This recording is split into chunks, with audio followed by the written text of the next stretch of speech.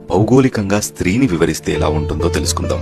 18 నుండి 22 సంవత్సరాలున్న కన్య అరకు, ఆదిలాబాద్ కొండ ప్రాంతాల్లో ప్రకృతిలా ఎంత చూసినా తనివి తీరని అందంతో, కొంటెతనం, అమాయకత్వం కొంత కనిపించి ఇంకా ఎంతో ఉంది అనిపించేలా ఉంటుంది.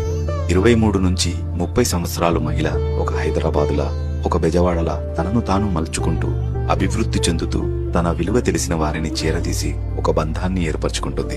31 నుంచి 35 వరకు వయసు ఉన్న స్త్రీ కుంతల, తలకోన జలపాతాలలా ఆకట్టుకునే అందంతో ఉద్ధృతమైన ఆశల ఒరవడిని తట్టుకుంటూ చలనం సాగిస్తుంది. 36 నుంచి 40 మధ్యలో ఉన్న స్త్రీ కృష్ణ, గోదావరి నదుల్లా అలజడి లేని అందంతో ప్రశాంతంగా పారుతూ కుటుంబానికి ప్రాణాధారమవుతుంది.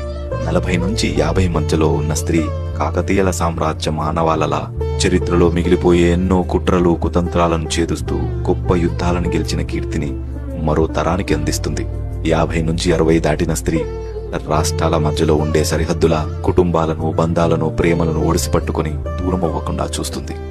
60 నుంచి 70 వరకు ఉన్న స్త్రీ ఒక గ్రంథాలయంలా విజ్ఞానాన్ని, జ్ఞాపకాలని అనుభవాలుగా చేసి అయిన వారికి అందిస్తుంది. 70 దాటిన స్త్రీ ప్రార్థనలు వినే కోవెలలా, మందిరంలా, మసీదులా మారి మొరలు అలకిస్తుంది, ప్రశాంతతని ప్రసాదిస్తుంది. మరిన్ని ఇలాంటి మంచి కథల కోసం నన్ను తప్పక ఫాలో చేయండి.